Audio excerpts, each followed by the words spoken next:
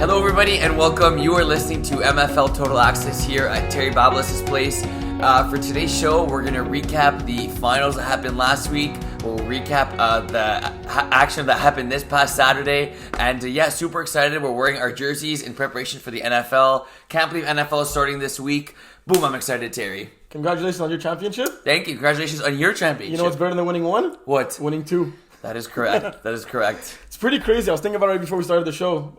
In all the divisions we played in, 1 to 4, Yep. we're each in the finals. I was in the finals for 1 and 4. You were in the finals for 2 and 3. Yep. Pretty crazy, huh? That is, it really was. The only one we weren't a part of was D5 there, and I think that all 4 championship games really had, in the first half, were fairly close, and at the end of games, I think each game really ended up living up to the hype. Yeah, we'll definitely get more into it, but besides winning championships, another thing that I won the season.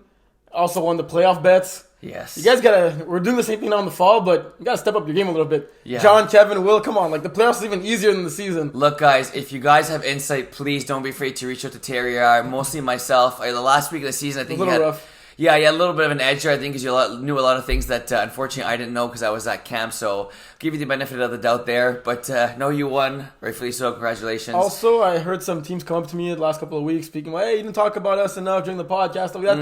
If you guys want more coverage, just ask us. It'll be our pleasure to talk about you. If you're telling us you're listening and we're not talking about your team enough, just let us know. Unless you guys suck. Right? No, we'll still talk about you. Yeah, true. That is true. So just let us know if we're not talking about you enough during the week, at the field, whatever, and we'll do our best to talk about you more, especially if you guys are watching. 100%. Yeah, no, definitely. We've loved the feedback we've been getting so far. And I think that, when you tell us that you guys watch the podcast, it makes, our job even more fun to do, knowing you guys are watching and knowing our views are going up. And for those of you wondering, Will did pay me the McDonald's. I did. Thank you for that huge meal with the side. He got the coffee too, the ice cream at the end of it. He's a man of his word. He doesn't make the smartest bets, but he always pays up for every single time he does. Damn spin doctors. Do me dirty. Another thing, Rob White and I have played 3 seasons together on different teams. Once on Honor Game, twice on Thunder Buddies. Right. We're 3 for 3 in championships. Really? Yeah. So if you guys want a championship guaranteed in the fall, get Rob and I on your team. Yeah. And you guys are 100% success rate of getting that championship. So I'm joining the duo of Robert White and Terry Bablis. So if we don't win this year, we know who's a curse. Yeah, if Will's not aware, another breaking news: Will Power is on Thunder Buddies. We made the move to Division 3. We lost our playoff MVP, Simone Duchesne. Duchesne. Yeah, exactly. And that's pretty much it. How about we get to those final recaps that everyone's been waiting for? People were thinking if we're going to do a show last week, and we weren't sure. Yes. Some people wanted to. We didn't think we had enough content. Yeah. So we said we'll fit it into the first week of the fall season. Yep. And we'll have a mega big show. So lots of things to cover this week. And hopefully you guys enjoy that we're doing it in today's episode. But I guess, you start doing 1, I'll do 2, 3, and you do 4. Just because... Can I talk alone for 1? No, I'll add a little bit. You just kind of tell me... just for that game, crazy close. Just a quick thing. I was playing another game at the time, and for a long time, I thought that Ninja Turtles were end up beating you guys, the Outlaws. Yeah, definitely. Ninja Turtles had their semifinal right before against... Centurions, and we also thought the Centurions were going to win that game. Yep. Ninja Turtles come from behind at the end. True. Get the win. And the way they played, they made a lot of mistakes at Centurion games, but against us, they played a nearly perfect game. Steve made a lot of mistakes that he's not accustomed to making. Right. He threw 2 picks in that game, and like you said, throughout the game, we didn't think we were winning that game. It was very close back and forth, beginning to end, but they had the lead at one point. Yeah. And then it came down to that last drive where they scored on the last play. Right. And they went for the convert. They went for 1 for the tie. Yeah, to force overtime. They didn't get it. Vince Blondin made a crazy play. Yeah, he did sell that one. And that was the difference. Crazy team effort. Both teams, it was a team effort. There was no... It's really hard because you think usually about a star on the team or who... Obviously, you had amazing talent that game. Right. You had Smuda, Marvin, Svetna, AJ Gomes on the other side, Tam, Wade. You had so much talent on that field. And it was both teams. It was really such a team effort. Mm-hmm. And to see a finals in D1... and on the last play, 1-point game for a change. I think it's been 3 or 4 finals in D1 where it's been complete blowouts. Right. There was some relief for the commissioner, right? And yes.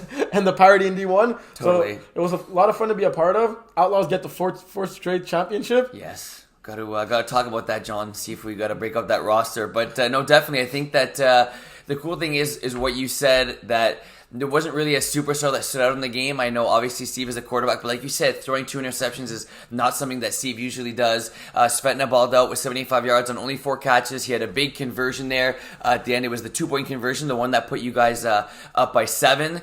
So they had to score and get that convert, which they did not do. But yeah, no, like you said, Terry, really, really good game. And I think that as much as you guys really do have that trio of great receivers, it was those receivers who kind of like led the pack there. But you said Vince making a really great play on defense, Dave also adding, Prue being one of the snappers for you guys. So as much as you guys do have that superstar, I really do feel like it was a team effort for you guys. And I know Steve said that after you won the championship too. Yeah, definitely.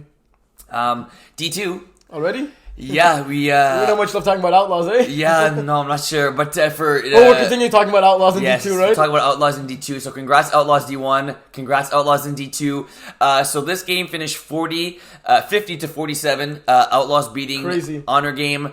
Yeah, so I ended up playing like the first 2 drives in this game. Then I had my Iron Wolves final. So it was an incredible game, back and forth. Long story short is we were winning. Honor Game was winning by 9 at one point. Really late in the game, I believe there was like 4 minutes left. Outlaws got a key interception. They scored. I think we had the ball up by 3. Then all people, the great, who everyone loves, Stu, baiting Dave, kind of like playing short and then dropping back, making a key interception. My dad actually has it filmed, so Stu, if you want it, slide me a 20 or something. But yeah, he makes the interception. Then they score on 4th down on an audible play by Steve. They can bring it back to the huddles. Dave does a really quick out. Dave getting 3 touchdowns in semifinal and the final there. And he has like 8 touchdowns with the whole playoff run. It was crazy. Yeah, no, Dave did really well. He winning D2 MVP for the playoffs, rightfully so. Then we had a chance Honor Game. I was just watching at that point. Justin made a nice interception there. Ball kind of went to him, a receiver. When Marvin slipped and did not get touched. Even though everyone heard Dave say that the opposite. Yes, no, for sure. Dave, Dave's good at giving a hard time to the rest, but at the end he cooled down. But Outlaws just finding ways to win, and it's pretty incredible for a team that, we talk about not having the best defense and relying on their offense throughout the season. Obviously, putting up 50 points, you're going to give the nod to the offense and say the offense played a great game, which they did. But the defense getting 2 key interceptions with under like 10 minutes to go in that game is against a quarterback like Dave, who won QB of the year, is really impressive. A couple of things that stand out to me in this, like looking at the stat line of the 2 quarterbacks, Steve had a nearly perfect game, going for almost 300 yards, 8 touchdowns, no interceptions, and Dave throwing 3 interceptions, and the game being like a 3-point game with you guys having a chance to win it. I know you threw the last one there, but even before that, he had an extra 2 interceptions more than Steve, and you guys were still in position to win that game. So I guess it was all the converts and extra possession here. Converts are huge. And looking at the stat line by the receivers of Honor Game, Marvin held for 2 catches only for 50 yards. I know he had that long bomb that I saw. Yeah. But then it was really Hinsley and Laurent doing all the damage. Hinsley 5 catches, 122.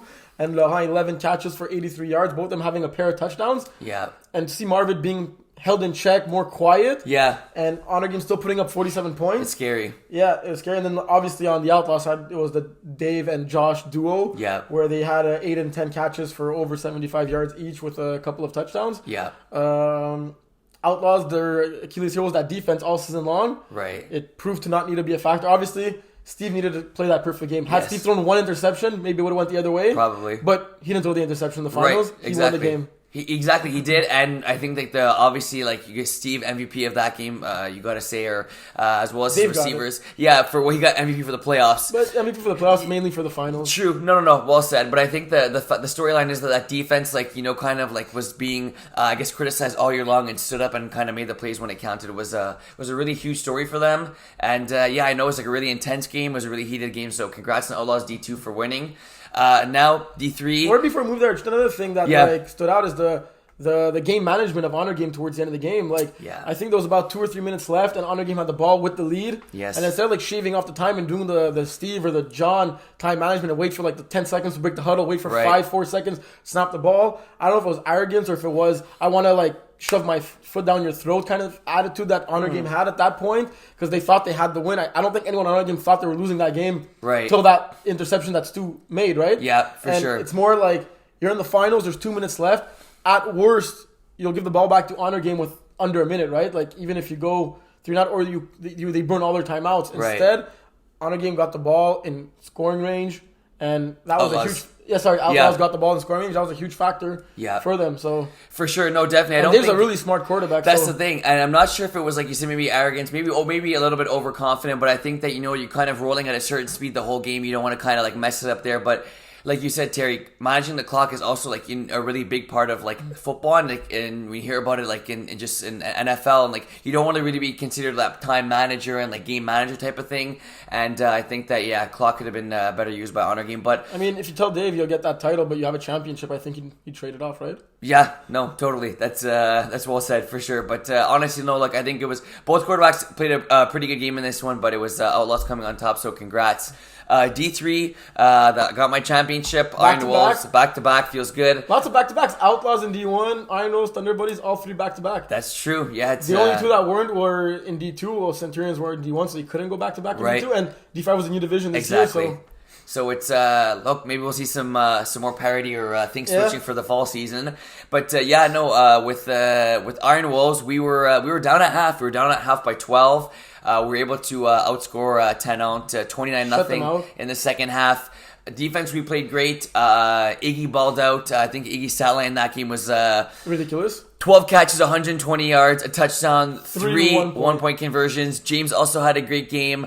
He'd improve, I think. Other than that, it was kind of like... This guy, Will Power, one catch with 12 yards. Maybe he should have stayed in the honor game. Had a better chance to win. Yeah, he did. Well, I heard he also got 2 interceptions in the game, but I didn't really contribute much to the offense. We had kind of our guys rolling there, and they were able to kind of put their team on their back and win the game. John had a really good game, going 30 of 36, and 2 of those 6 incompletions were intercepted. So basically him managing the game, and 10-0 are a great team. And I'd say at halftime, I don't think we were never worried, but we felt like we really got to start playing better. And we got to kind of wake up here. We've been down here before. And I think it was kind of up to our defense and the veteran leadership of John to kind of like trust that. And we've been in those situations before, winning the championship last year. I think that, having guys like Iggy, James, and getting Ian for the game, which was huge for our team. And we were able to pull away with the win. Yeah. But 10-0 also, they had a really great season, and they really had this game for the most part. I think this was all mental for 10-0.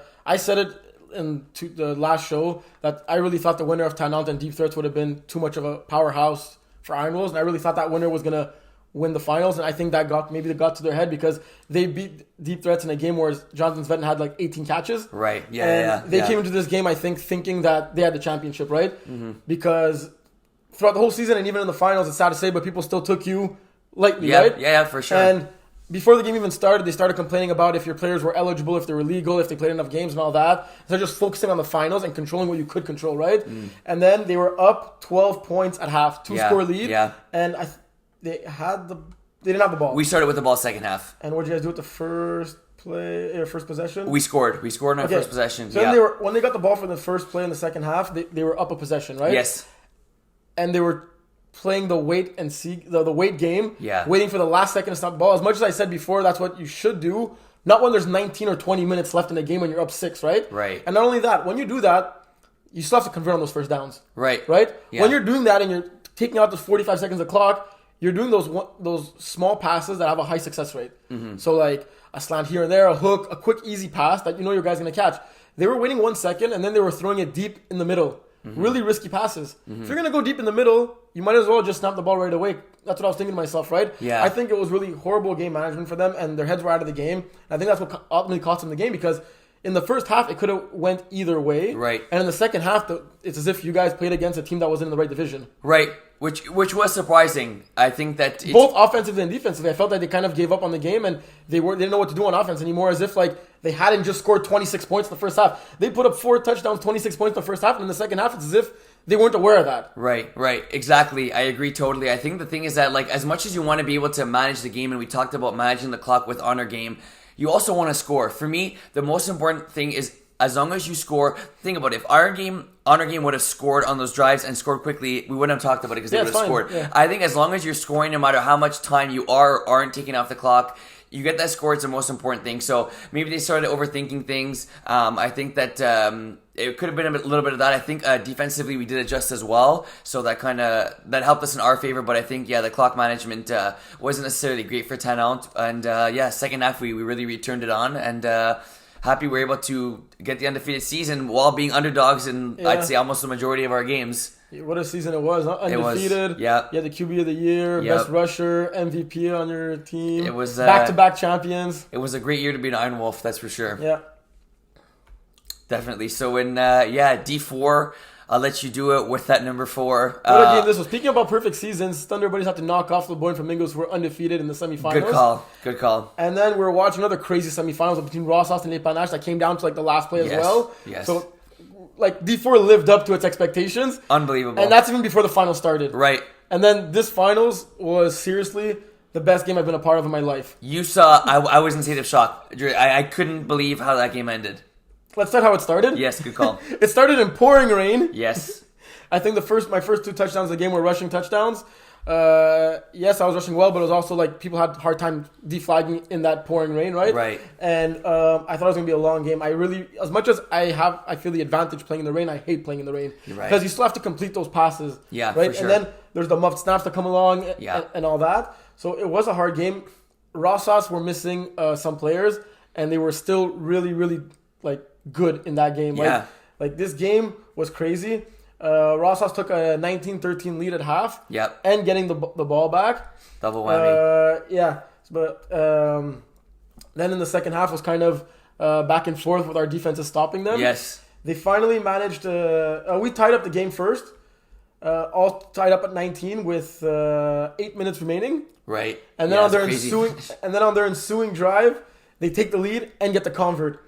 With 4 minutes to go. Yes. I was worried for you guys. I'm not going to lie. I was worried too, but that's not it. What got me more worried is we were driving the field, we make it at half field, and there's a little misunderstanding around the down, and then we get turnover on downs. Yep. With about 2 minutes left, we still had 2 timeouts, and we managed to get the ball back with a minute left, and then miracles happen. Miracles did happen. You guys, take it from there? Yeah, I'll take it from there. 26-19. Like you said, you got the clutch stop, which you guys needed. I guess... Rossas, to their defense, could not have played the clock better. No. It wasn't. They waited to the last second to punt that ball. They made those safe plays. They really shaved off every single second they could have, and they put us in a tough situation. So kudos to them for that. This wasn't a case of Rossas losing the game. It was really you guys winning it. I know you can look at it in the sense that, Rossas blew it. I don't think it was that way. I think you guys really kind of grabbed the bull by the horns and really took it in stride. But yeah, you guys had the ball at your own 5, a minute left, no timeouts.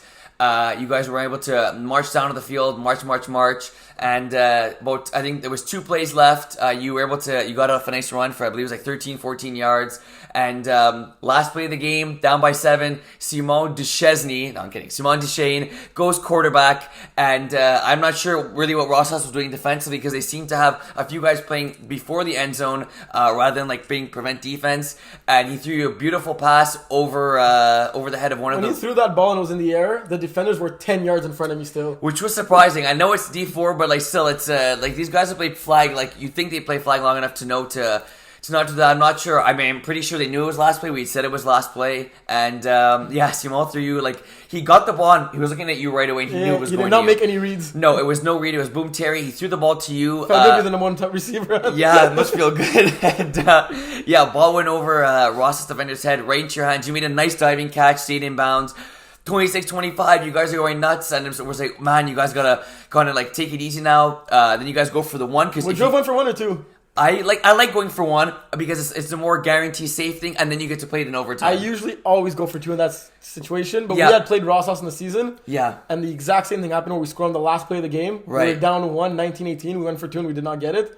So it kind of played a factor. You learned your lesson type thing. Because I saw you asking your guys and everyone said, no, let's go for 1. Yes. That seemed to be the consensus. So yeah, you guys go for 1 to tie the game out. You roll out incomplete pass, then we get interception for 1. Oh, interception for 1. Not that makes a difference, but interception for 1. Game over. Flag on the play. Roughing the passer. It was a clear roughing the passer. I think you dove a little bit. No, I'm kidding. You got hammered. Roughing the passer. Then you guys went for 2 from the 5.5. And that's where roll out to the right this time. Miracles happen. You roll out to the right side, no one open, pump fake, and then you threw it to Simon Duchesne. Made a catch in the pouring rain, no gloves, tiptoe, got hammered. There was a defender draped all around them. Literally it was in that situation where you say, no matter what, you gotta trust your top player, and Simon was that top player in that game. For sure. There was no way you were gonna convince me he was open because it was like he was like a fly on honey, how close, or a bee on honey, like how close the defender was to Simon. Beautiful catch, contested, also getting hit, managed to keep both feet in bounds. John calling touchdown. Had a little stress moment because there was a flag on the play. Yes, true. And the rusher had my flag. It was close to being sacked. That is true. And then by the highlights, you can see me running onto the field congratulating Terry. But yeah, flag ended up being on the defense. Catch was good. An absolutely incredible finish. It was one of the most incredible finishes I've seen in a flag game ever. And the fact that it happened in a championship game in the pouring rain, the last game of the season, was to cap off the spring season. It was a great way to finish off a great season. The only finals that didn't have another game playing at the same time as well. Exactly. So everybody was watching in the pouring rain. So you got some diehard fans there. But honestly, a really great game. And I think the good thing is it wasn't a sloppy game by either team. I think that even though the Brossard team lost in that game, you don't think there was anything more they could have done. I really feel they put everything on the table, and so did you guys, and they ended up coming short. But a really great finals, and congrats to you guys on repeating. Thank you. Yeah. Let's go to D5 now. Yeah, D5. The match we've all waiting for, the McDonald's bet game. Yes. So Spin Doctors ended up on top of this one. And we heard some trash talking in week 1 in the fall season. We did. Some people are not over that loss or that win. Spin Doctors managed to take an early 12-0 lead in this. Yep. And then Phoenix didn't manage to cut the score down to 1 to make it 18-12 before half. Didn't score in the second half. And Spin Doctors cruised to a 24-12 win. Yeah, which is kind of surprising. I know, it's still D5, but I mean, to put up 12 points and only 2 touchdowns is a little bit surprising for me to see from a team like Phoenix. I know, basically, Kevin had said he didn't necessarily have a great game. He's never a guy to kind of blame his receivers. But when you got the duo of, Julian Sobolski and Vincent Blandin, you think you're going to be able to put up, I mean, they put up stats like 75 yards for Vince, 46 for Julian, 2 touchdowns for Vince. Surprisingly, only able to score 12 points, but that's a credit to the Spin Doctors defense and I guess what they were able to do. Raf having a very good game, 4 touchdowns and no interceptions, limiting the mistakes. I think Phoenix did their part on defense, only allowing 24 points. I think if you're in a championship game with the offense that Kevin has, with Vince Blandin, Julian, and Nick, especially, who had like a dozen catches in the semifinal, good call. I think you should be able to score more than 24 points, right? Right. And coming into this game, the rosters on paper are pretty evenly matched. Like you can't really say one is a clear-cut favorite. Obviously, Kevin had the much more experience than the D1 players coming into the season, but this Spin Doctors roster, comparing it to week 1, got way, way better. It did. And they got the Rob White veteran leadership in it. Which is They huge. got the best center, Steve Sikut there. That was the sure-handed guy for Raf all season long. Yeah, he's a great player. But he's definitely better than D4 talent. You still would have thought that like Kevin Kusei could score more than 12 points in this game. Yes. Yeah, that was surprising and he only to me. threw 1 interception. That's a good point. Exactly. No, because I mean, we were checking the score. We were driving to my game at the time. We were checking the score, and I was like, "Wow, it's surprising to see kind of Phoenix struggling." Because at that time, it wasn't raining, so I can't really think of an excuse there for Phoenix. But I think Phoenix is going to use this as motivation for this upcoming season. I think they'll still be another great team, and wouldn't be surprised to see them in the finals again. But look, congrats to Spin Doctors, to Raf on winning that one. He had a really good season, was a really good coach / quarterback for them. Yeah, excited to see him coming back now this year. Me too. And yeah, that's a wrap. That was a wrap on the season that we had. It was honestly a really great season, and I think that the fact that we were able to get games in without any COVID scares or having to worry about postponing games, pushing games back. High five on a great season. Boo. I don't know why you just did that. Me neither. Let's go to recap the games of D1 the first week of the fall season. Let's skip the henchman game. No, Let's start with the henchman game. Yes. Holy Trollers Henchman. This was a really good game. Henchman roster is fairly... Well, this week it was different than it was as to last season. We did have our, I guess you could say, quirky players. Jason Rossi's back. I was back. We had Chris Hope back. Hugo. And then we got some... Did you not send John your roster? Yeah, I didn't. That's why there was no stats. Why didn't you? I thought captain or no, yeah. Captain? I thought he. You thought John just knows? Yeah, I mean he should know. He's the commissioner with he knows that you added Felix, right? Yeah, I mean he should know. Yeah, but anyways, no, he didn't know, and unfortunately none of those guys got stats. And unfortunately for Felix, he balled out. So I'm really. But you can tell John now, and you allowed them. What? He was entered as a sub, right? Yeah. So just talk to John. Oh, those stats are saved. Yeah. Okay. Oh, okay. So then.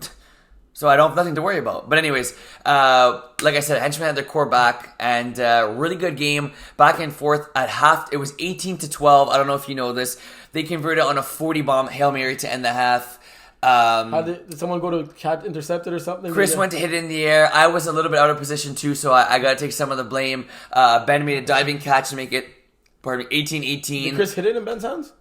He hit it and it went backwards. It was kind of like, or hit and then it hit one of their receivers. Did he try to pick it off? Do a No. He tried to. No, he didn't do a He did not do a Marvin. He hit it down, and it ended up being a touchdown for them. And game went into overtime. Really well. First of all, we were up by 7, and Holy Trollers clutched up. They got a TD. They got the conversion. I believe there was about 4 minutes left at the time. Their defense bent. We moved up the field. They didn't break. Then they had about 4 plays left. We stopped them. And then, in OT, they started with the ball. We almost had a sack on Max. Moved his hips. Was able to hit Josh in the front of the end zone. And unfortunately for us, we were unable to convert. You guys went for 1 or 2 after? We went for 1. Went for 1 to continue the overtime and get the ball. But I think for Trollers, Max looking good. This is a team that underperformed last year. No doubt about it. Whether there was or wasn't injury to Max. But I think the fact that they added Phil and whether they were the exact same team as last year or different, I think Max is starting to find his groove now. And I think that Trollers are going to be a team definitely to watch for in D1. And we put up a tough game, but at the end of the day, they clutched up. Not only that, Phil Farran, he led the team in receiving yards in his first game with the Holy Trollers. I had a pick. When they have guys like Sean Haney, Ben Bergeron, JC, Josh, Max, Sadori, that's a stacked team. Yeah, that's a stacked team. And then Phil Farran, week 1 with them, and he's like, okay, I'll just lead you guys on in receiving yards. But it was great ball distribution all around. Yes, totally. Max threw for 260 yards, and his main receiver had 58. So that's crazy. See how many receivers had so many yards in that game. And that's what's going to win you games in D1, right? Yeah. I mean, in D3, D4, maybe you could get away from having the one guy that's going to get you 150 plus receiving yards every game. But D1, there's good enough defenders to kind of take your number one guy away. And were you playing snapper in this game? 5 catches for 25 yards? No. I had a lot of lowest average. Yes, I had a lot of short catches. I did not have my best day this Saturday. I can't lie. But Chris Hope did ball out. 10 catches, 102 yards, 3 touchdowns, and a 2-point convert that he got. Yes, it was on. He balled out. He made a nice catch. I saw one of his a post down the middle where he was completely alone. Yes, he was. I don't understand how he was not that alone. Yeah, no, it's where are you going to get a TD that easy against the Trollers? Yeah. He also had a nice TD that was tipped and he caught. But a lot of really nice plays, I'd say, made in this game on the offensive side and defensive side of the ball. And I think that it was only fitting that this game ended up going to overtime. But shout out to Trollers on getting the win, and that was well deserved. Let's go to the game that I reffed, Bitter Boys Centurions. Yes. Emotional game. You can hear them yelling and screaming. And this is Bitter Boys 2.0. This is not the same Bitter Boys we saw in the spring. They came with an 11-man roster. Everyone knew their assignment. It was a really team offense, defense all around. JS was playing great, giving what the defense was giving him, making those sure passes. Mm-hmm. Obviously, Guillaume Robert balled out. Six catches, 88 yards, 4 touchdowns, 1-point convert. And Centurions were not playing bad. Bitter Boys were just playing really great, offensively and defensively. Their Bitter Boys rusher, Félix Bergeron, 4 sacks on Gabriel Archambault, who is a tough quarterback to sack. Right, exactly. Very elusive. Pocket passer, and elusive, but he also gets the ball out really, really quick on his reads, and he had 4 sacks, 2 back-to-back sacks that were insanely huge to kill a drive for them. Wow. And this game, it's funny because I think the last minute took about 20 minutes off the real time. So it was a 26-26 game. Yeah. There's 42 seconds left. Centurions scored to take the lead. Up 6. 32-26. Yeah. With 40 seconds left, Bitter Boys scored to tie it up. Holy cow. Centurions get the ball back with 10 seconds left on the clock, and they managed to score. So there were 3 scores within the last 42 seconds. Was it all bombs or missed tackles? Or a bit of both? A little bit of both. It was such an exciting game. Sounds like a college football game. Yeah, literally. That last minute was like a Big 12 game. Damn. It was like a college football game for sure. And it was crazy because I really, really felt that Bitter Boys had this game. The way they were playing, and I don't know if Centurions were stressed. They weren't expecting. Maybe they came in overconfident because Centurions are one drive away from being in the D1 finals. Yeah, right? Exactly. Playing against a Bitter Boys team, but Bitter Boys are going to be they're already a hard team to play against. Yeah. But I could see them racking up some wins this year. Yeah. And a lot more than they had last year. And respect for them for coming back in D1, obviously after having a tough season for them. Like you said, the way they played, they're not a D2 team. No, I don't know if it was the New Jerseys for what it was. Yeah, those are pretty nice. But when you have an 11-man roster and everyone knows their assignment and all that, and the rotations are flowing well, it helps. They're a team. They're a 100% team. Even like you said, 11-man roster. I think even if when they have 6 guys in there, like kind of undermanned, understaffed, you still feel the team vibe throughout these guys. Like they play for each other, they play to win. But I expect a much better season from them than last year. I definitely agree. Yeah, Centurions added François Hamel to the roster. He had joined them for the playoffs with some injuries. I don't think he was on the team for the whole season last year. 14 catches, 117 yards, 2 touchdowns, 3 one-point converts. He's their guy. He's averaging. He's on pace to have 140 catches on the season. Yeah, quick math. Over 1,000 yards. 140. Over 100 yards. Yes. Over 1,000 yards. Sorry. 1,000.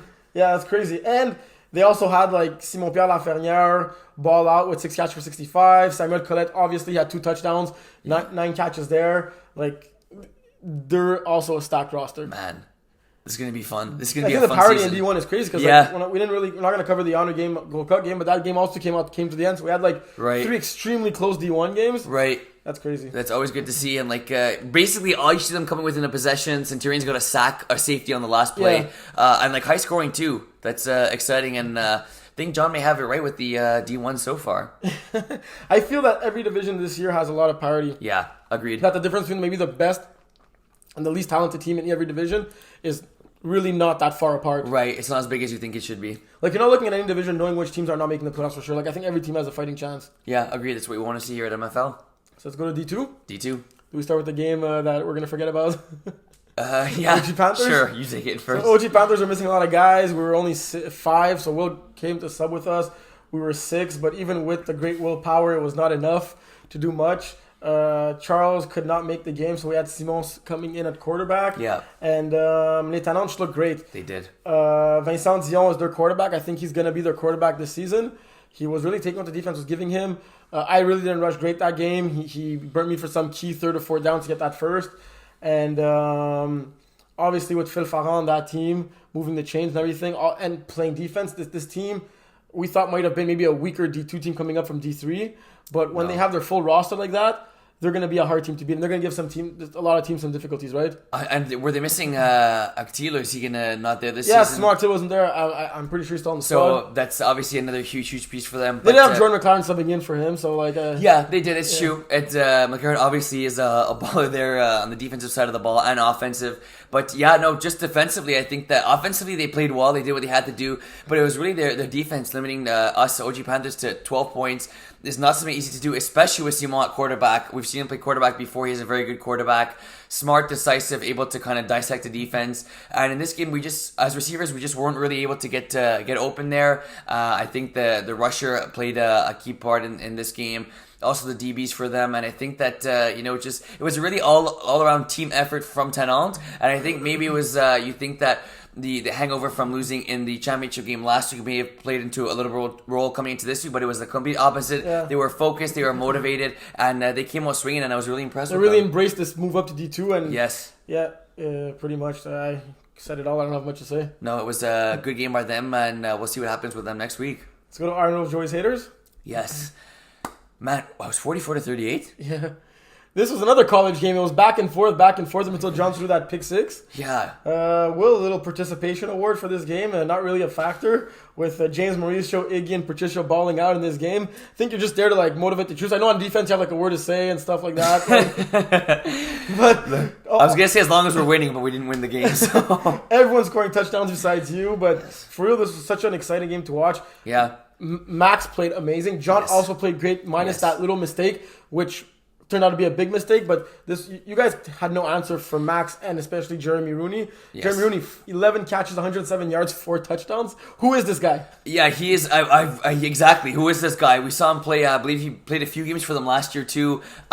Quick, good hands, great route runner. Whether it was a high slant that he was catching, taking it to the house with his moves, or a low slant that was a couple of inches off the ground that he would catch in stride. Yeah, it was crazy. That his radius was big for sure. Definitely a key piece to have on that offense when you already got to worry about guys like Sean Haney, Max, and other ballers on that team. And I think that look, at the end of the day, it was.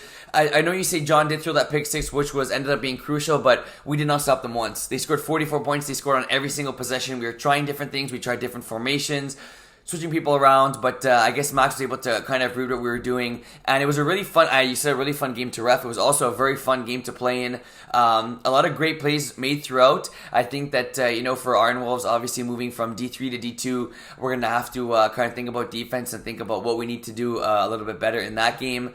But honestly, it was Joey's here deserved to win the game, and they did. And it was really Max at the end of the game came up clutch for getting that first down to seal the deal. Yeah. Max Sadori getting the pick six, the one that ended up changing the game around. So a lot of great players on haters, and it paid off for them.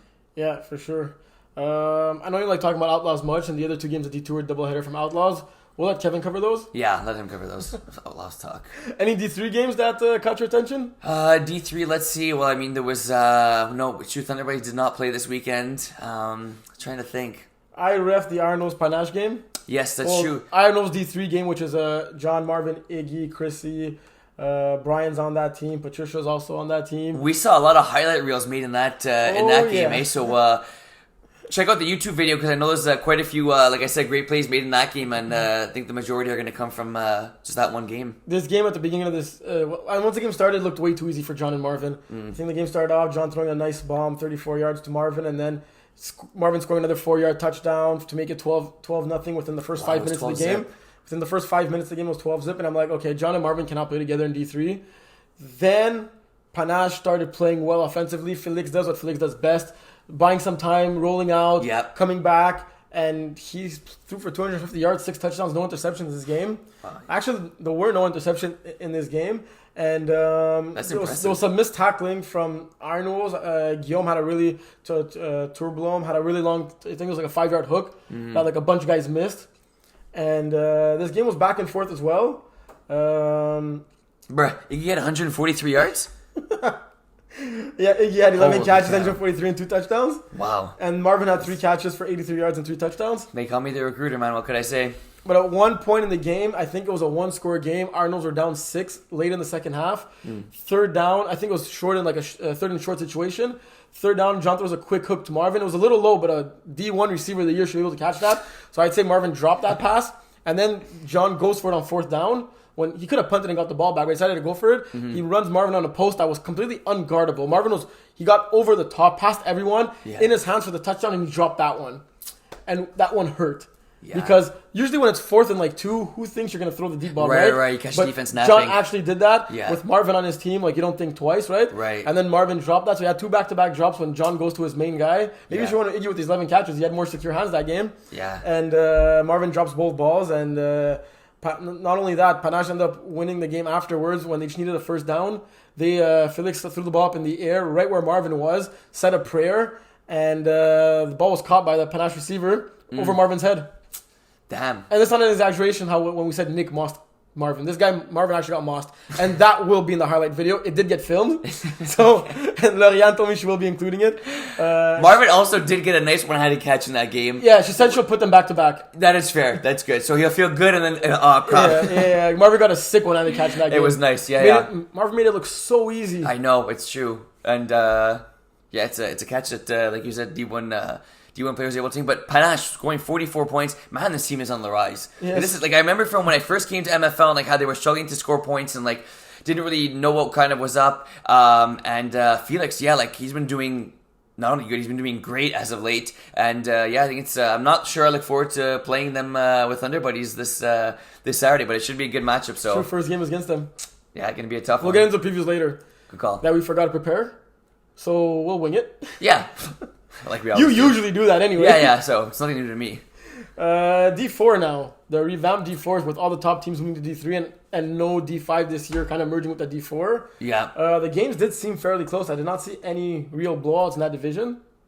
Shout out to, quickly, sorry, that was my mistake. Average Joe's in D3. I ref the game against Petit Fuck. Petit Fuck were only 6 players. The game started off 2 touchdowns. Bomb. 6-6 before a blink of an eye. Average Joe's played a great game. Jason played a really good game. That defense stepped up. Average Joe's not a team you want to mess with. But correct, D4, all the games seem to be really close. So back to D4 now. Yes, sorry, back to D4. Just back to D4.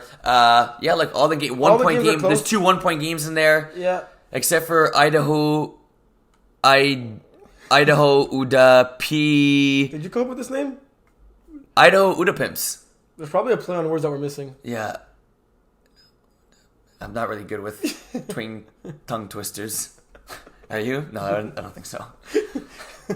A game even going to overtime, Gold Rush defeating Airborne 13-12. Did you see any of these games? Zero. None. I didn't see any, but I heard about the Phoenix and Drama Club game where Kevin was giving his son the business when he was supposed to turn on a slant, and then Simone got picked. You weren't there, right? But you still heard it, right? Yes. Maybe you were like at the bathroom or like at the Tim Hortons. I heard about it. I'm pretty sure my grandmother in St. Hyacinth heard about it too. Oh, yeah. So we could go over this game. Kevin throwing 3 interceptions. And obviously blaming his son. And even here, Nick, you won Trash Talker of the Year. If your dad screams at you like that, you gotta talk back to him. I was gonna say, can't let your old man talk to you like that and ridicule you. What's ironic about this is that Phoenix won the game. Yeah, but Nick, like, if your dad's giving you talk back to him, give him shit. He still threw picks in that game. You weren't looking at him when he threw the ball, but he still threw it. That's on him, not on you. That is true. So, in other words, in Thunder Buddies, when it happens that way, if you give me shit, I get to throw you under the bus. I don't really scream at my players the way Kevin screams at his. That is true. Kevin is a very unique individual. Yes, he is. So, what caught your eye in this division? The Idaho won their first game by 27 points against Mimosa Crew. Yes, Mimosa Crew also being like obviously coming back from last year. They still have some good talent on the team. One of their players has a Tua jersey, not the exact same one as mine. It's Aqua here, and then it has the white number 1. Love it. And so I think that just to answer your question, 2 games going to overtime is pretty impressive. It's hard. A lot of OT games. Right, exactly. But two games in the same division going to OT. It's hard to kind of with a new division or not with new teams. It's hard to make sure games are going to be tight because you don't really know players. But Phoenix Drama Club 21-20 in OT. Airborne Gold Rush 13-12. I thought Gold Rush would have had a bit of an easier time in this one playing against Airborne. But Guillaume doing a bit of improving on his quarterback for Airborne here. 13-12, low scoring game. Each quarterback having 2 touchdowns and an interception. But look, it doesn't matter if it's ugly or pretty. A win's a win. That's what you always say. This Beans team really caught my eye, winning 27-18 against the D5 Spin Doctors champs, and they had pretty much the whole roster. Raf throwing 3 interceptions. We knew how well he was protecting the ball in those playoffs. Yeah. Ben quarterback Simon Baudouin only throwing for 69 yards, 9 completions, but 3 touchdowns. Wow. And 1 interception. So crazy for them to get to score 4 total touchdowns in that game. Yeah, I don't know if Spin Doctors will be on that championship hangover. Yeah, it could be. It happened. We're allowed the 1 week off. You're like, that's okay. But this is a completely new team to the league, so let's see how they're going to do in this division. True, excited. And so like we talked about, only 4 divisions this year as opposed to the 5. I think we have the numbers of how many teams make the playoffs. I think most divisions have 10 or 11 teams, and it'll be 7 when you're 10 or 11. 7 with the 1 getting the bye? Yes. Right, okay. And then for D1, it's 4 make the playoffs. Perfect. Awesome. And Kevin will write that in his article, so if he ends up writing one. It's in the rule book, guys, which you should be reading. Yeah. I'm supposed to read it too because I'm a ref. Speaking about refs, remind me in the final remarks to recruit some refs. Yes. We'll talk about the final remarks now. People are not going to watch this portion of the show. Okay, so when we do our bold predictions, remember that, okay? No bold predictions. Well, just remember. That could be your bold prediction. Okay, so let's preview some games. Yes. One game that I'm looking forward to see this week. Henchman Honor Game. Will Power playing against his former team. Yes. Looking forward to that one. Honor Game, I love you guys. There's no hard feelings. I really wanted... You really love them? No, Terry, don't start that. It's easy to freaking stay on a team that goes undefeated every year with Outlaws, okay? But yes, Honor Game, love you guys. I think it's going to be a great game. Interesting to see both teams starting off 0-1. Both wanting to win that game. I think, obviously... Both in super close games. Yes, exactly. I can't pick this game, so, I don't know. Are you doing picks now? No, we'll have the picks okay. Article, yeah. But, no, I think it'll be a good game. I think it'll be close. I appreciate still wanting to do the picks, given how much you, always losing. Just give me your money. I think that, considering the fact that both teams lost last week, they're going to give it their all, and I think it'll be a high-scoring game. I think it's going to be a high-scoring game for sure. Yep. It's going to be a very, very exciting game. I think that's going to be the D1 game to watch, for sure. Another thing that I'm interested in is seeing how Bitter Boys play that week 2 after playing really strongly against Interns. They have a tough matchup against the Gold Cook. That outstanding rusher, how well he played, is he going to be able to stop down the floor. Agreed. That one too, and not to just pick another random game, but Outlaws, Holy Trollers. I like that kind of the old rivalry there. Outlaws coming back from winning championships for several straight years now. Holy Trollers looking really good against us next week. I hope. I know I won't be reffing that game because John doesn't trust me in D1 yet. I don't really know why. Barely trust you in D4. Correct. Facts. But Maybe if you didn't have your green sliders with red socks and all look, that. I did you a favor today coming in. I woke up early. But I look forward to that game, and I think that'll be a really good one. And let's see if the Holy Trollers hype bandwagon is still in full effect for that one. D2, we got some huge games. Outlaws going up against OG Panthers. Damn. That's going to be a great game. Dad against son. We'll see what goes down there. And then Arnold's against Les Tannantes.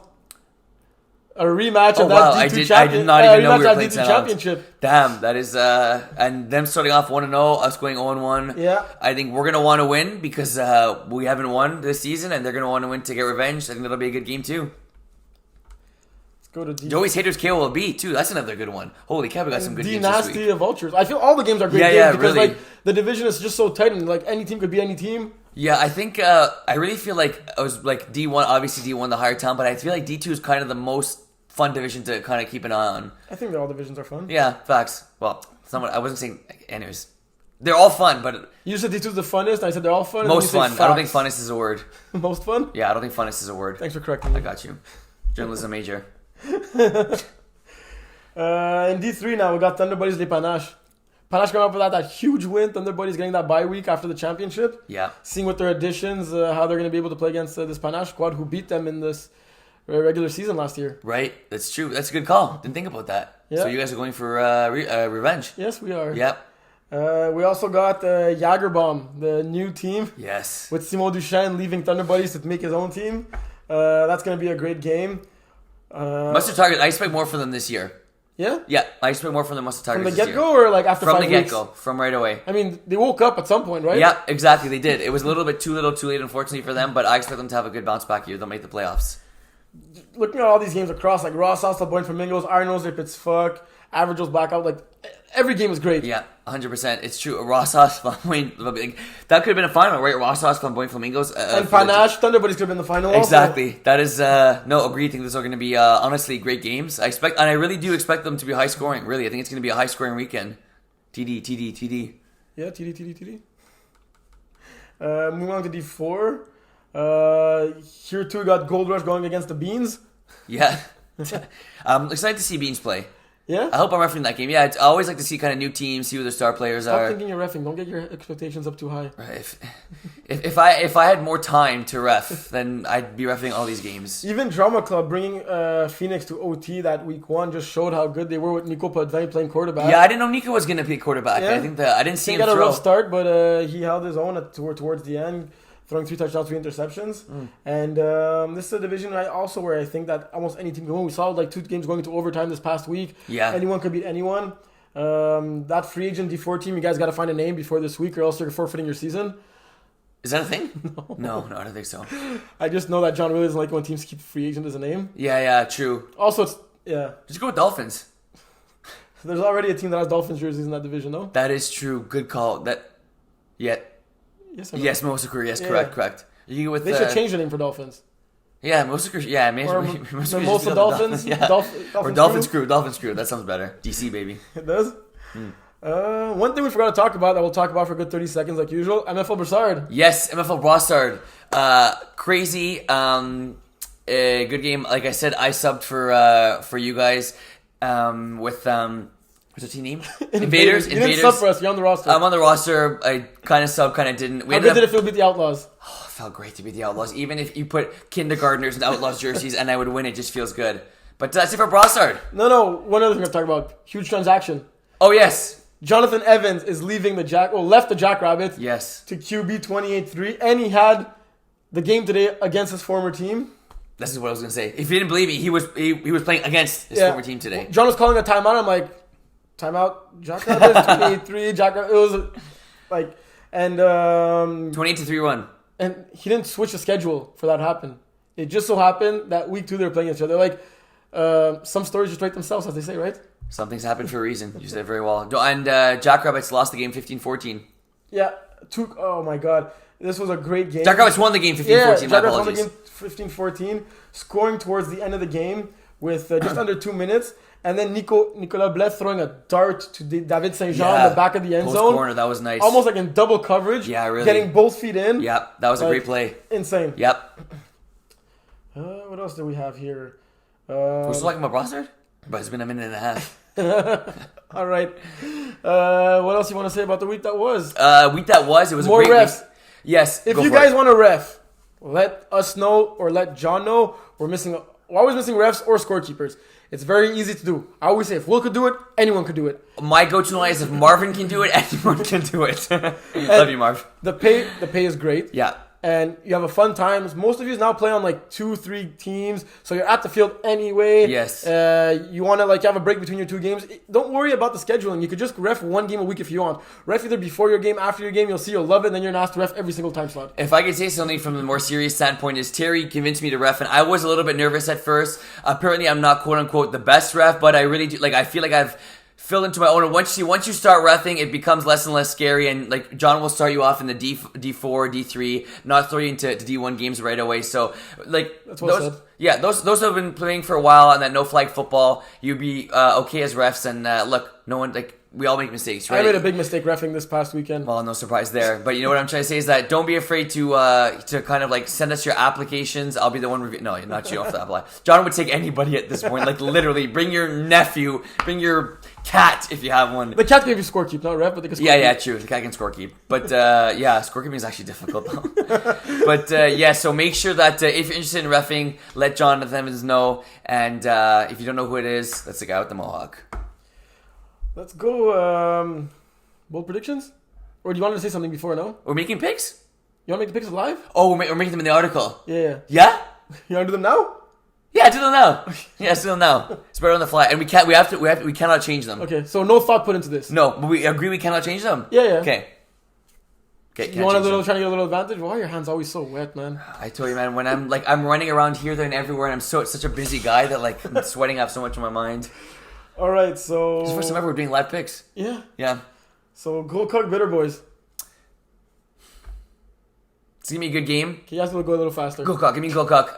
Give me Go Cock in a high scoring game. Even though Bitter Boys played well last week, I think Go Cock are the better team. I got Go Cock in a 1-possession game. Outlaw Centurions. Give me the Outlaws. I don't think they have Outlaws Trollers. I don't make the pick, right? Oh, true. You don't make the pick for either of them. Give me Outlaws. Outlaws start off 2-0 for the championship. Yeah. Really? Okay. As much as it pains me to say. Henchman honor game. Is there a reason you're asking me, or? I can't see until the honor game proves me they could win big games and important games when it comes down. I just see honor game losing this game again and Henchman coming out on top. Yes. Let's see now. Division 2. Arnolds et Nantes. I think I'm going with Arnolds. Your offense did look scary last week. Thank you. And as much as OG Panthers couldn't do much against Les Tannant, I think that John's going to have a better game plan, and I think that Tannant are probably going to think too much about that finals that they lost. Joyce haters KLB. Give me Joey's haters in this one. I'm also going Joyce haters. Yeah, that's a tough one to pick. Give me Joey's haters. They looked haters. unstoppable against you guys. They did. And you have a good defense. Yes, yeah. Like, you were getting burnt like toast left and right. We were. I know you said it wasn't your best weekend, but you're still willpower. Yes, respect. Appreciate that. D-Nasty Vultures. Give me Vultures. Oh, yeah? Yeah, give me the Vultures here. Yeah, give me, I think it'd be upset. Give me the Vultures here and Ben McMahon having a big game. Outlaws, OG Panthers. Outlaws. I think that you guys will put up more points than you did this past weekend, but I think that ultimately Outlaws' offense will be too strong and put up too many points. Really? Yep. Final score? 38-20. They ain't scoring 38 points on us. Maybe 48. Thunder Buddies, they find Nash. We both cannot make this pick, but we obviously know Thunder Buddies are going to win. By 50. No, we're just saying that to be funny, but it'll be a good game. Mustard Tigers, Jagerbomb. Jagerbomb. Average Joe's Blackout. Average Joe's, man. I've been picking against Average Joe's consistently, and it's burning me in the butt, so I'm going to learn my lesson and pick Average Joe's. Average Joe's 100%. Yes. Jason's bringing that smoke. Arnold's D3, Les Petits Fuck. Arnold's D3. Unfortunately, Petit Fuck didn't look great. I don't know who their actual quarterback is. They don't have Petit one. Fuck. Okay, and just for that reason, I'm going Arnold's D3. I'm also going to Arnold's for the same reason, but if Petit Fuck just finds someone to be quarterback, and like... It's a good team. It's a really good team, and even if he's struggling, you got to stick with him. Or she. Yeah, even if they are struggling, you got to stick with them. Like, yes, agreed. They're going to have that quarterback to have their struggles. It's probably going to be someone that never really played quarterback, right? And you know what? Vince played quarterback. I don't know if he is... He has a good arm. Yeah, he does. And like he only put up 6 points, but they were tied. They were 6, and they had played 3 games. It was their 3rd game. I think he could be a good quarterback for D3. Okay, hopefully he listens. Raw sauce, flamboyant flamingos. Oh my goodness. You know I'm never picking against flamingos, baby. Give me those pink flamingos. Was it raw sauce your team? Yeah, flamingo. Well, it's good flamingos and raw sauce. Because I saw flamingos on Or Thunder Buddies. What? Oh, Thunder Buddies. No, Thunder Buddies are here. No, but now that you're on the team. Thunder Buddies are still 3. Really? Yeah, of course. Are you gonna like purposely drop balls against when we play them? Only one way to find out. I don't know. Based on the way you were jumping on the when we won the championship on the field, could argue Thunder Buddies over raw sauce. I'm also going flamingos in this game. If they have their full roster, man, the way they started this game, did they win 32-0? Did they shut out Pittsburgh in their first game? Yes, they did. Like, are they gonna go 10-0 in D3 now? Like, and what's this business about the guys missing because they were at a chalet, the championship game? You ask them, man. Like chalet. But we all got time for the boys, man. But that I was surprised. Very surprising. So D4 now. So we got the free agent D4 against Airborne. Free agent D4. I have no clues on that team. And Airborne. And give me free agent D4 in the upset. I don't know if that would be an upset, but give me free agent D4. Why are you saying it's an upset if you have no idea? It's a free agent team. I'm going with Airborne in this one. Guillaume gets the win to bring his team to 500. Mimosa Crew and Phoenix. Phoenix, yeah. Give me Phoenix. It's hard to pick against Mimosa Crew. Like, I love your jerseys. If you win, I probably hope you guys win, even though I pick Phoenix. I'm going to Phoenix too. Yeah. I don't think... After Kevin beats his son this whole week for the... I'm kidding. That is not true. Oh, maybe it is. I don't know. I think it probably is. Unfortunately. Idaho Sneaky Snakes. Is that Idaho Pumpa Pumpas? Idaho Uda Pimps. Who the Pimps? Uda Pimps? I don't know who the Pimps. Is that it? No, what? It's Idaho Uda Pimps. I don't know who the Pimps. Like, no. I don't know who are the Pimps. Is that the play on words? No, because it has to be an N in Idaho. Or I don't know who the Pimps. I don't know who the Pimps. No. Idaho Uda Pimps. If anyone has any idea where this thing comes from, please let us know. It's possibly just like grab letters from the alphabet and just put them together. Who are the Idaho Uda Pimps playing? I just told you, man. They're playing Sneaky Snakes. Give me Idaho Uda Pimps. They're both 1-0. You just gotta say it fast. Idaho Uda Pimps. I'm going with Sneaky Snakes. Till I know why your team name is named that, I'm going with Sneaky Snakes. I like the team name, so I'm going with them. Idaho. Drama Club Spin Doctors. Give me Spin Doctors. I also got Spin Doctors. Yeah. And last but not least, Gold Rush Beans. Give me Beans. By the way, their name is Bin in French, but I'm just saying Beans because... Oh, okay, I was going to say. It's Les Bin, I think. Okay. You remember Bins? What's bean in French? A bean? No, what's bean in French? What do you mean, what's bean in French? Bruh, the French word of bean is what? Bin. It's bin. Bin. It's actually what it is? The way it's written here. And you can see with their logo, it's pretty self-explanatory, like, it's beans. Bin. God, French is a weird language. But yes, give me Les Bin to win this game. I'm also going with Les Bin. Yeah, name is cool, and they just beat Spin Doctors last week, right? Spin Doctors champions there, and I think they also have a hard match against Gold Rush. Like true. I think I thought Gold Rush was gonna be a little bit more impressive last week than put up 13 points. So I think I'm going with Bin. Anything else you want to say? Bold predictions. Oh, you asked about the refs, eh? Yeah, I let you guys know if you wanted a ref. Yeah, you said the whole speech where I said something like more like not serious, then you said something more serious. Yes. So we got that covered. Bold predictions. You go first. Shoot, I want to buy myself some time. Okay, bold predictions. I'm gonna say that this weekend we will see 0 pick sixes. No, that's impossible. Anything's possible, bro. I see 0 pick sixes, not because defense is bad, because quarterbacks will be smarter. 0 pick sixes this weekend. I see there's gonna be at least. If I get a pick, I'm gonna take a knee at the 1. If I end up getting a pick. Try convincing Marvin to do that. He doesn't know what taking a knee is. He doesn't know what knees are for. Like, I remember in one of those games where he picked the ball off and the other team was driving. He takes a knee, the game's over. Because they get the ball back less than a minute, they have no timeouts, and he's still running it back. And we're screaming, take a knee, take a knee. And then they get the ball back and the game's not over. Anyway, being a rusher, gotta give my rusher some love. I see there's gonna be at least one safety in every division. Oh, that's a good one. Yeah. Because quarterbacks are shit, you mean? No, it could be a good quarterback get safety. Yeah. Steve got safety like 3 times in his last 2 games. And we call him the GOAT. The GOAT of MFL, eh? Damn. Yeah. I still think it's Kevin Shmuda. We forgot to mention, Steve was the first player in MFL history to win 3 championships in the same day. He was, eh? And he played on 4 teams this past season, including MFL Brossard, and he won 4 for 4. I think it's time for him to retire. Yeah, hang them up. I think so too. Let the kids play some more. Yeah, for real. Grandpa winning everything. How surprising. That's it. I think that's it. Week 1 in the books. Hope you guys enjoyed what was a great season last year and what was a great week 1 so far. We're really excited. Like it was the most fun, not the funnest. No, funnest is not a word, right? It could be. It could be. Yeah. I don't know. I think that's wrong. But maybe you can't use it in journalism. Yeah, or it's like it's probably not proper. No, it's not a word. But make sure that I completely forgot what I was going to say. Oh yeah, let us know what you guys think. More content. So I'm just going to stop saying. Don't let us know. Maybe they're doing it on purpose. Don't let us know. We don't want any feedback. Do not comment on the podcast. Let's get more than 10 likes on this video. Yes, let's try and get more than 10 likes. That would be blessed. Maybe we could try for that. But that's it for this week. Enjoy the second week. Enjoy NFL. Super pumped. NFL coming out. How about them dogs? Georgia Bulldogs. Yes, Georgia Bulldogs. For those who watch college football, Thierry is a Georgia Bulldogs fan. Crazy put up 10 points to win the game. 3 points on offense only? Yes, pick 6. That was a snooze fest. Don't think either of them will make the playoff. But a team that will make the playoff will be Notre Dame. Okay. John, I'm not just saying that. See you guys on Saturday. Go Dolphins, baby. Enjoy football.